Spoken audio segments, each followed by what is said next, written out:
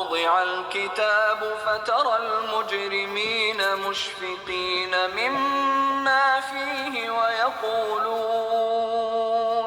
ويقولون يا ويلتنا ما لهذا الكتاب لا يغادر صغيرة ولا كبيرة إلا أحصاها ووجدوا ما عملوا حاضرا ولا يظلم ربك أحدا। আর আমলনামা সামনে রাখা হবে, তাতে যা আছে তার কারণে আপনি অপরাধীদেরকে ভীত সন্ত্রস্ত দেখবেন। তারা বলবে, হায় আফসোস, এ কেমন আমলনামা! এ যে ছোট বড় কোনো কিছুই বাদ দেয়নি, সবই এতে রয়েছে। তারা তাদের কৃতকর্মকে সামনে উপস্থিত পাবে। আপনার পালনকর্তা কারো প্রতি জুলুম করবেন না। বিসমিল্লাহির রহমানির রহিম। সূরা কাহাফ ৪৯, আয়াত ৪৯। আর আমলনামা সামনে রাখা হবে, তাতে যা আছে তার কারণে আপনি অপরাধীদেরকে ভীত স্বতন্ত্র দেখবেন। এখানে আমলনামা বলতে বোঝানো হয়েছে ওহির জ্ঞানটা। হ্যাঁ, যখন নাকি ওহির জ্ঞানটা আমরা পাবো তখন অপরাধীদেরকে ভীত সন্ত্রস্ত দেখব। মানে হচ্ছে যারা নাকি আমরা এতদিন মানবরচিত বিধান মানছি, তারা ভয় পেয়ে যাবে যে আমরা এতদিন তাহলে ভুল কাজ করছি। যা কিছু করছি সারা জীবন কষ্ট করে সব ভুল। হ্যাঁ, তারা বলবে হায় আফসোস, এ কেমন আমলনামা! হ্যাঁ, যে এটার মধ্যে ছোটো বড়ো কিছুই বাদ দেয় নাই। মানে আমরা সব কিছু এখন বুঝতে পারতেছি যে আমরা এতদিন কি ভালো মন্দ যা কিছু করছি, ওহির জ্ঞানটা লাভ করার পর আমরা সব কিছু বুঝতেছি যে কোনটা কাজে লাগছে আর কোনটা কাজে লাগে নাই। তারা তাদের কৃতকর্মকে সামনে উপস্থিত পাবে। মানে ওই ওহির জ্ঞানটা হচ্ছে যখন আমরা পাবো তখন আমরা বুঝতে পারবো যে এতদিন আমরা ভুলের উপর ছিলাম। আপনার পালনকর্তা কারো প্রতি জুলুম করবেন না। মানে এখন আমাদেরকে আল্লাহ যে জ্ঞানের মধ্যে নিয়ে আসছে ওহির জ্ঞানটা, এটার মধ্যে কোনো জুলুম নাই। এতদিন আমরা নিজেরাই নিজের উপর জুলুম করছি, কিন্তু আল্লাহ এটা চান না। আল্লাহ আমাদেরকে কোরআনের সঠিক বুঝের দিকে নিয়ে আসেন যাতে আমরা জুলুম থেকে বাঁচতে পারি। বাদ দেয়নি, সবই এতে রয়েছে। তারা তাদের কৃতকর্মকে সামনে উপস্থিত পাবে। আপনার পালনকর্তা কারো প্রতি জুলুম করবেন না।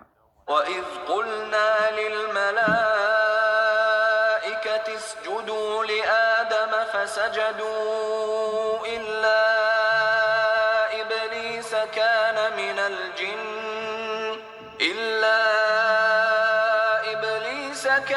مِنَ الْجِنِّ فَفَسَقَ عَنْ أَمْرِ رَبِّهِ أَفَتَتَّخِذُونَهُ وَذُرِّيَّتَهُ أَوْلِيَاءَ مِن دُونِي وَهُمْ لَكُمْ عَدُوٌّ بِئْسَ لِلظَّالِمِينَ بَدَلًا। যখন আমি ফেরেশতাদেরকে বললাম আদমকে সিজদা করো, তখন সবাই সিজদা করল ইবলিস ব্যতীত। সে ছিল জিনদের একজন। সে তার পালনকর্তার আদেশ অমান্য করল। অতএব তোমরা কি আমার পরিবর্তে তাকে এবং তার বংশধরকে বন্ধুরূপে গ্রহণ করছো, অথচ তারা তোমাদের শত্রু। এটা জালেমদের জন্য খুবই নিকৃষ্ট বদল। যখন আমি ফেরেশতাদেরকে বললাম আদমকে সিজদা করো, ফেরেশতা মানে কি এখানে বোঝাইছে হচ্ছে মানে নর্মাল মানুষকে। হ্যাঁ, বলছে যে আদমকে সিজদা করো। মানে আদম হচ্ছে রাসূল। হ্যাঁ, রাসূলকে সিজদা করো মানে মানে আমাদের জন্য সাধারণ মানুষদেরকে আল্লাহ বলতেছে যে তোমরা রাসূল যা বলে ওটা মেনে নাও, অর্থাৎ রাসূলের কাছে ওহির জ্ঞানটা আসে। আদমকে সিজদা করো। হ্যাঁ, আদম হচ্ছে মানে চলমান রাসূল। মানে আগেও আদম ছিল, এখনও আদম আছে, ভবিষ্যতেও থাকবে। আদম কোনো একটা রাসূল বা প্রথম মানুষ এরকম কেউ না, সবসময় থাকবে চলমান রাসূল। তাকে সেজদা করতে হবে, অর্থাৎ তার কাছ থেকে ওহির জ্ঞানটা মানতে হবে। যে ওহির জ্ঞানটা তার কাছে আসে আল্লাহর তরফ থেকে, সেটাই মানতে হবে। কিন্তু তখন সবাই সেজদা করলো, কিন্তু ইবলিস করলো না। ইবলিস হচ্ছে যারা নাকি মানবরচিত বিধান রচনা করে এবং মানুষকেও মানতে বাধ্য করে যারা, তারা হচ্ছে ইবলিস। তারা আদমকে মেনে নেয় না কখনো। আদম মানে হচ্ছে ওহির জ্ঞানটা, আদম মানে হচ্ছে ওহির জ্ঞানটা, এটা ইবলিসরা কখনো মেনে নেবে না। অর্থাৎ হুজুর স্কলার, হ্যাঁ, যারা নাকি মানবরচিত বিধান মানুষকে শিক্ষা দেয়, ওরা কখনোই আদমের কাছে যে ওহি আসে ওইটা মানতে পারবে না। সে ছিল জিনদের একজন। জিন মানে হচ্ছে যার কাছে কোরআনের ওহির জ্ঞান নাই, হ্যাঁ, ওরা এজন্যই মানতে পারে না, ওদের কাছে ওহির জ্ঞানটা নাই, এজন্য মানতে পারে না। সে তার পালনকর্তার আদেশ অমান্য করলো। অমান্য করলো মানে আল্লাহ বলছে যে আদমকে সেজদা করতে, কিন্তু সে এটা আদমকে সেজদা করবে না। মানে ওহির জ্ঞানটা যখন আসলো তার কাছে, হুজুরদের কাছে, তখন ওরা ডিনাই করে, এটা হলো সেজদা করলো না। অতএব তোমরা কি আমার পরিবর্তে তাকে এবং তার বংশধরকে বন্ধুরূপে গ্রহণ করেছ? মানে আমাদেরকে বলতেছে যে আমরা কি তাহলে আল্লাহর ওহির পরিবর্তে ওই শয়তান যা কিছু আমাদের বানায় দিছে, হ্যাঁ, এই যে অনুবাদ, হাদিস, তাফসির, এগুলো কি আমরা গ্রহণ করছি? অথচ তারা তোমাদের শত্রু, অথচ ওগুলো হচ্ছে আমাদের শত্রু, মানে হচ্ছে আমাদের কষ্ট দেয়, ওগুলো আমাদের কোনো আরাম দিতে পারে না। এটা জালেমদের জন্য খুবই নিকৃষ্ট বদল। মানে এটা হচ্ছে জালেমদের জন্য, ওই যারা নাকি কোরআনের সঠিক বুঝতে আসার পর যারা মানতে পারবে না তাদেরকে এখানে জালেম বলা হয়েছে। এটা জালেমদের জন্য নিকৃষ্ট বদল, অথচ তারা তোমাদের শত্রু। এটা জালেমদের জন্য খুবই নিকৃষ্ট বদল। জালেম মানে যারা ডিনাই করে সঠিক বুঝতে আসার পর, হ্যাঁ, এর জন্য ওরা ওহির সঠিক গাইডেন্সে আসতে পারলো না, কারণ ওরা মানতে পারলো না আদমকে অর্থাৎ ওহিটাকে। অতএব তোমরা কি আমার পরিবর্তে তাকে এবং তার বংশধরকে বন্ধুরূপে গ্রহণ করছো, অথচ তারা তোমাদের শত্রু।